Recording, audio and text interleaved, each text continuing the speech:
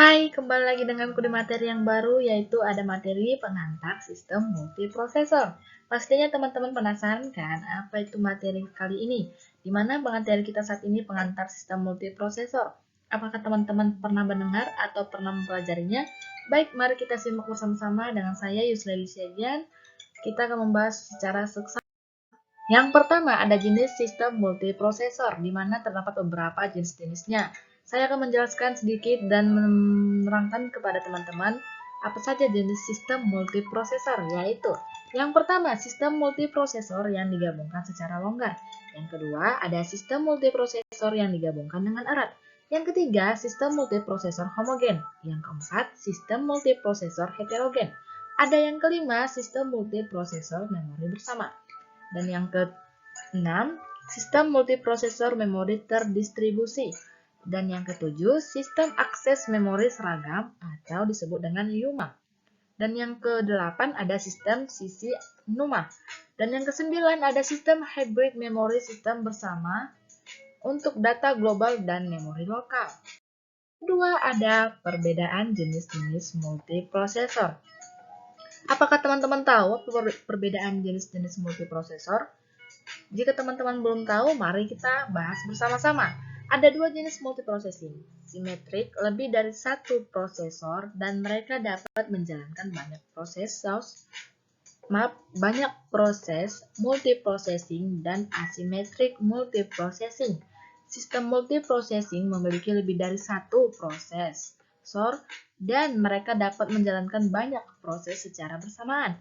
Dalam symmetric multiprocessing, prosesor berbagi memori yang sama. Dalam asymmetric multiprocessing, ada satu prosesor utama yang mengontrol struktur data sistem. Perbedaan utama antara symmetric dan asymmetric multiprocessing adalah bahwa dalam symmetric multiprocessing, semua prosesor dalam sistem menjalankan tugas di OS. Tapi dalam asymmetric multiprocessing hanya prosesor utama yang menjalankan tugas di OS. Begitulah perbedaan dalam jenis-jenis multiprosesor. Lalu, apa pengertian dengan symmetric multiprocessing?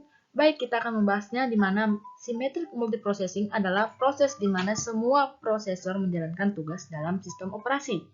Ia tidak memiliki hubungan master-slave seperti multiprosesor asimetris. Semua prosesor di sini berkomunikasi menggunakan memori bersama. Prosesor mulai menjalankan proses dari antrian siap pakai. Setiap prosesor juga dapat memiliki antrian pribadi untuk proses yang siap untuk dieksekusi. Harus dijaga oleh penjadwalan bahwa tidak ada dua prosesor yang menjalankan proses yang sama. Lalu symmetric multiprocessing memiliki load balancing yang tepat, toleransi kesalahan yang lebih baik, dan juga mengurangi kemungkinan bootleneck CPU. Ini rumit karena memori dibagi di antara semua prosesor. Dalam symmetric multiprocessing, kegagalan prosesor menghasilkan kapasitas komputasi yang berkurang. Lalu, yang dari asymmetric multiprocessing, baik, kita akan mengetahui bersama-sama apa itu asymmetric multiprocessing. Memiliki hubungan master-slave di antara prosesor. Ada satu prosesor utama yang mengontrol sisa prosesor budak. Proses master membagikan proses untuk slave prosesor atau mereka mungkin memiliki beberapa tugas yang telah ditetapkan untuk dilakukan. Prosesor utama mengontrol struktur data, penjadwalan proses, atau pemrosesan input ataupun output. Dan aktivitas sistem lainnya dikendalikan oleh prosesor utama. Jika prosesor utama gagal, satu prosesor di antara prosesor slave dibuat prosesor utama untuk melanjutkan eksekusinya. Jika prosesor slave gagal, prosesor slave yang lain mengambil alih tugasnya. Asymmetric multiprocessing sederhana karena hanya ada satu proses yang mengendalikan struktur data dan semua aktivitas dalam sistemnya. Demikian pengertian atau definisi dari asymmetric multiprocessing. Lalu yang ketiga ada multikomputer. Beberapa teman pernah mendengar multikomputer? Jika belum, mari kita belajar juga bersama-sama.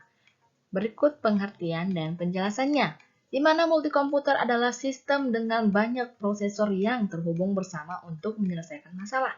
Setiap prosesor memiliki memori sendiri dan hanya dapat diakses oleh prosesor tertentu.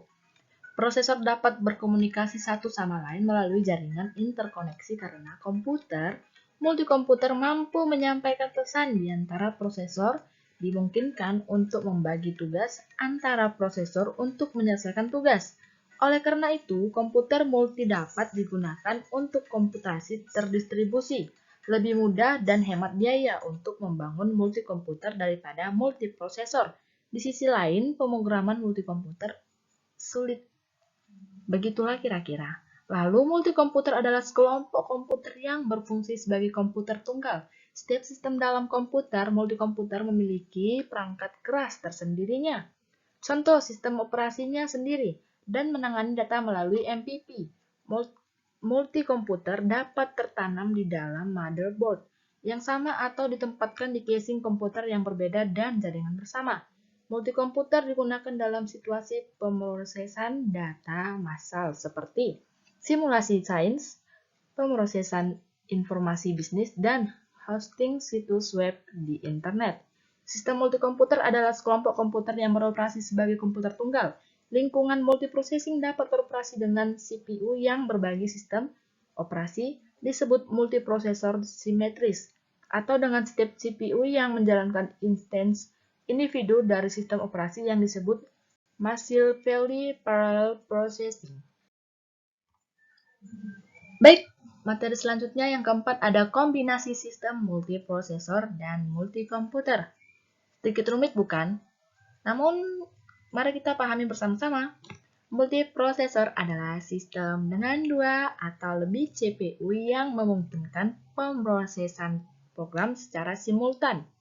Komputer multikomputer adalah sekumpulan prosesor yang terhubung oleh jaringan komunikasi yang bekerja sama untuk menyelesaikan masalah komputasi.